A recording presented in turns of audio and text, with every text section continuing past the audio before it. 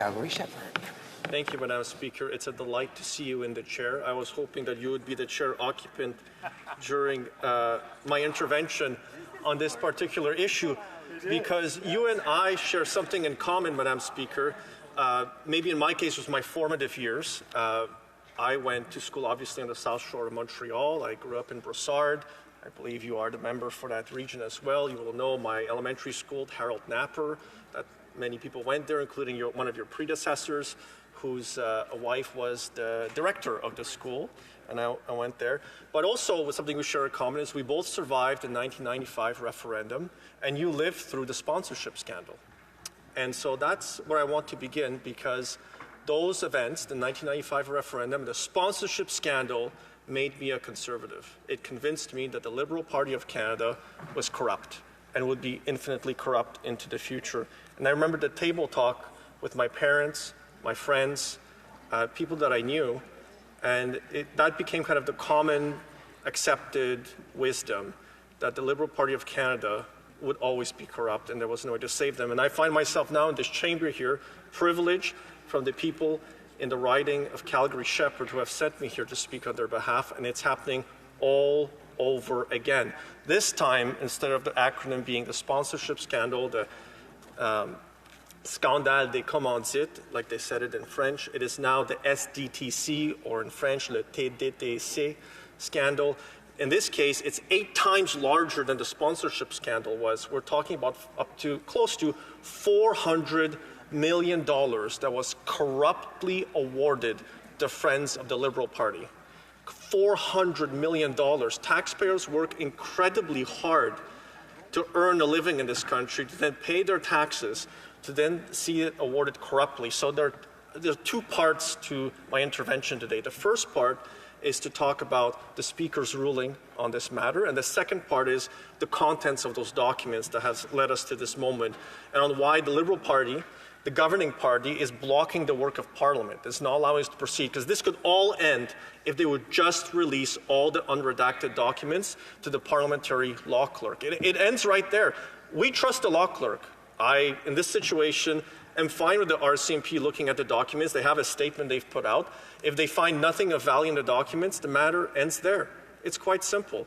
There's no reason to hyperventilate and make up judicial opinions on the floor of the House of Commons, make up arguments on why the Charter or the Constitution shields the Liberal Party of Canada from having documents in its possession, in the government's possession, being released so we can see how bad is the corruption. The Auditor General has already said there was corruption.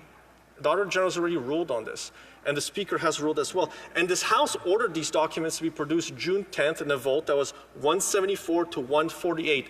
No individual member of Parliament has the absolute right to obtain any document that he or she wants, but as a House, as a group of parliamentarians, a majority here represents a majority of the Canadian public, a majority of Canadian taxpayers. And the Canadian taxpayer has been defrauded close to $400 million, $390 million exactly is the numbers in question. So on the Speaker's ruling, it said there, in some instances, only partial disclosures were made, owing either to redactions or the withholding of documents. That means entire documents were not provided. It goes on to say, in other instances, the House order was met with a complete refusal. Now, the Government of Canada, all of these cabinet ministers, every single department does not have the right to refuse an order of this House.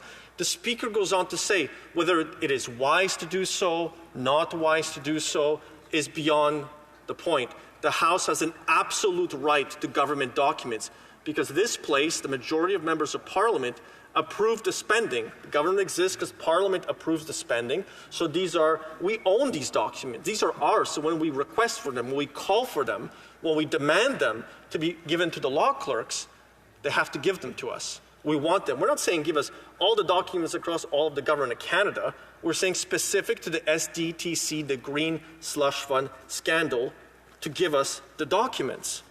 And the Liberals have basically continued blocking the work of Parliament because they refused to give them. There were documents that were redacted, and there were documents that were completely withheld.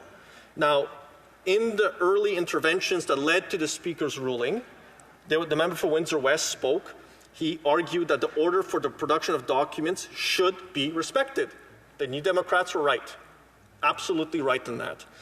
A Bloc member of Parliament from La Prairie contended that the government may well have reasons not to meet its obligations, but that the privileges of the House are well established and that the order was clear. And it was very clear to all of us when we voted on it.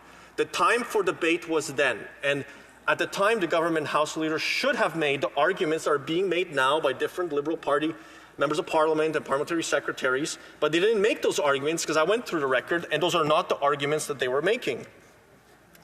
In the House procedures, the House of Commons Procedures and Practice, the third edition confirms again that the procedural and constitutional understanding, and starts at page 985, is well understood by all of us. No statute or practice diminishes the fullness of that power rooted in House privileges unless there is an explicit legal provision to that effect, or unless the House adopts a specific resolution limiting the power. The House has never set a limit on its power to order the production of papers. And the reason for that is simple. We own those papers on behalf of the people of Canada. That's who we're doing this work on behalf of. They have a right to see the documents. They have a right to see the documents sent to the law clerk and then given to the RCMP. And the RCMP can do whatever they want with it. The order of the House doesn't tell them what to do. It doesn't tell them what they should go and where the documents should be used or how they should be distributed within the RCMP. It is entirely up to them. Going back to the Speaker's ruling again, he said, the procedural precedents and authorities are abundantly clear. He goes on further. He stated in the debates at page 2043, referring to Speaker Milliken's ruling from April 2010, procedural authorities are categorical in repeatedly asserting the powers of the House in ordering the production of documents.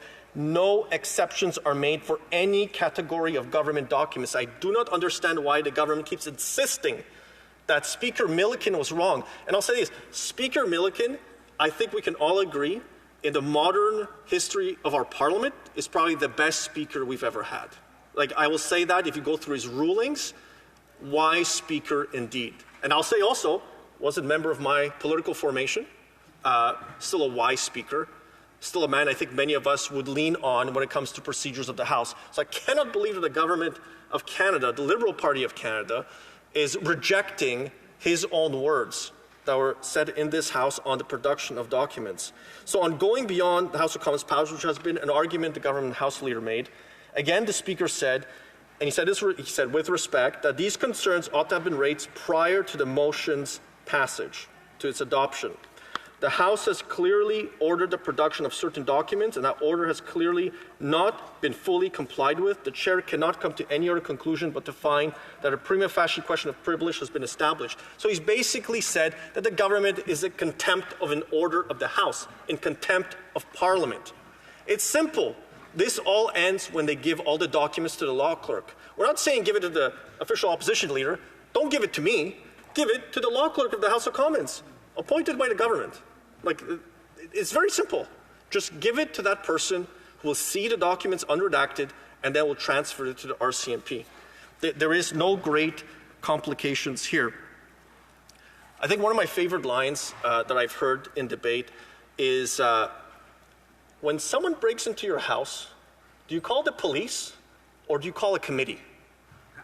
I call the police. Those are the people I will go to when I have a problem. There's no committee that can fix a problem someone's breaking in. There's almost $400 million at stake here from Canadian taxpayers. Canadian taxpayers were bilked out of this. And it's not that this is like a recent thing, Madam Speaker. It's not that this is something that just kind of came about and it was discovered later on. This started in 2017. SDTC has existed since 2001 and spent almost 16 years with a clean bill of health from the Auditor General. And then certain Liberal cabinet ministers began appointing their friends, and they appointed more of their friends. And those friends saw friends as companies that needed money. And they went to the taxpayer and they fleeced them. And then everything came apart, and then we had this bizarre kabuki theater where the minister abolished the fund, rolled it into somewhere else and said, it's all good, we're moving on, nothing to see here, it's such a terrible shame all this money went missing, $390 million of which. And now we should talk about You know, $1 billion per year was spent and there was no problems whatsoever, but then they just couldn't help themselves when they reached into the pockets of the taxpayer and gave their friends. So let's look at exactly what happened with SDTC.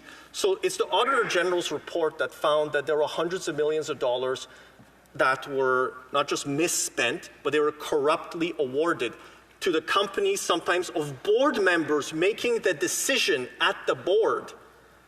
You had 82% of the funding transactions approved by the board during a 5-year sample by the Auditor General were found to have conflicts of interest.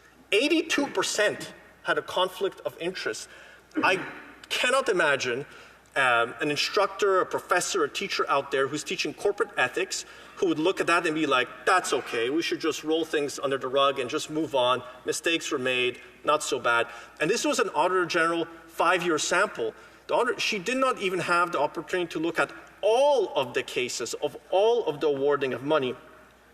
In the Auditor General's own report, she found that the same board approved $59 million in projects that they were not authorized to do so, because the SDTC is the Sustainable Development Technology Canada Fund. It was meant to fund green energy projects. And $59 million was approved to go to nothing related to the fund, so illegally given up. And I would hope that we will all agree that $59 million is a big sum of money. It's a huge sum of money. And the taxpayers have a right to know, where did the money go? Why were these decisions made? There were people on the board who were awarding each other's companies cash. That is an obvious conflict of interest. And there were Government of Canada officials who sat through those board meetings. So how could the minister claim that he could not have known about it? How is it possible that there are no documents out there that are worthy of giving over to the law clerks and then give to the RCMP for it to be determined and investigated how exactly these decisions were made? These were completely in contraventions of the Conflict of Interest laws of Canada, the Public Office Holders Rules, and the SDTC's own act. I would think when you appoint people to a board that they would read the act that governs their behavior, but obviously that didn't happen in this case. 405 transactions, 226 were the sample, 186 of those 226, at least 82%, over $300 million corruptly given out. Now, the fund had $832 million that was given out at the time. And, you know, there are individuals specifically involved who are on the board that were involved with a venture capital firm called Cycle Capital. The member for South Shore St. Margaret's brought this up. But, Madam Speaker, do you know who was the lobbyist for a few years for Cycle Capital? Why? He was the Minister for the Environment and Climate Change before he became Minister of the Environment and Climate Change. And then during that time, he was a paid lobbyist, so he had to register. That's how we know this is all public information. He lobbied for them. And when he was lobbying for Cycle Capital, the current Minister of Environment, that company got $111 million. Well, that's so fortunate for them. How lucky are they? There are documents over there which would then show which meetings were held, what documents were exchanged, what's talked about. There would be, I'm sure, diary notes from public servants in those meetings and how decisions were being made and what was being said. There's actually, in the Lobbying Act, I see here 25 times in the year before he was elected. That is quite surprising. I mean, I wonder when he became the nominated candidate for the Liberal Party of Canada. Others who have participated in this were told at different points that actually some projects were rejected because they did not meet the funding requirements. And they were told actually in emails that we know because they were released by the whistleblower, by others at parliamentary committees, they were told, quote, they would help her find money from other government departments. And pretty soon after that, the former board chair's center, named after her, got $12 million from ACOA and the ISET program. So even in some situations where it was quite obvious that for conflict of interest reasons, a program could not get money, money wasn't given out through another fund.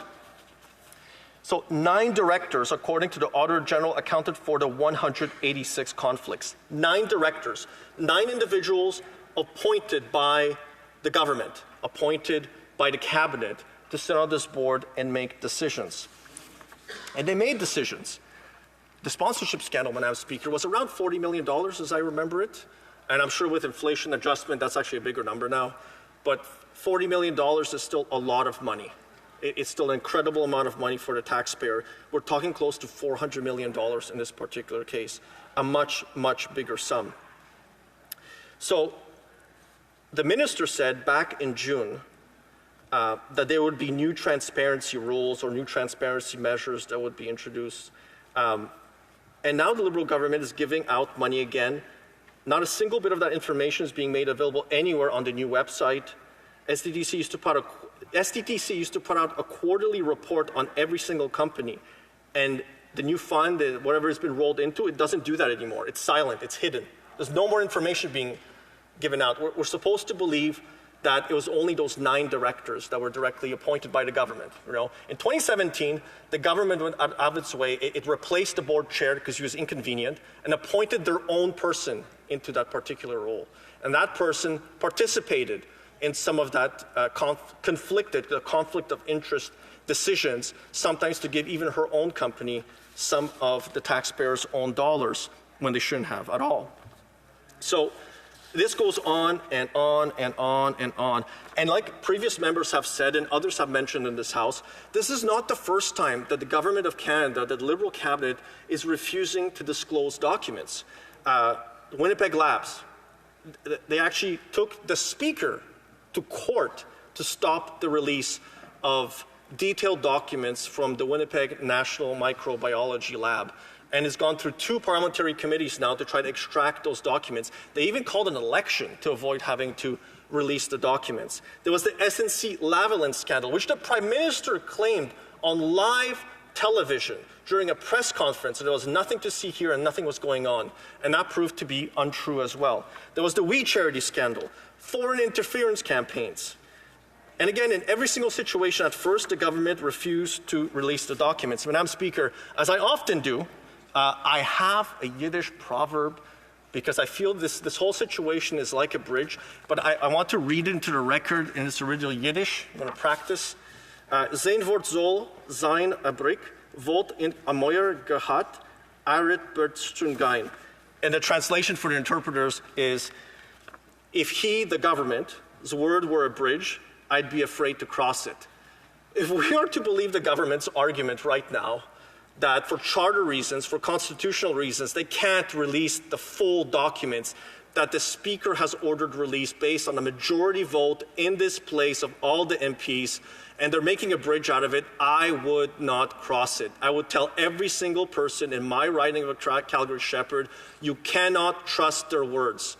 If they've built that bridge out of the words, Madam Speaker, you cannot trust it. It is old Yiddish wisdom, and it applies right here.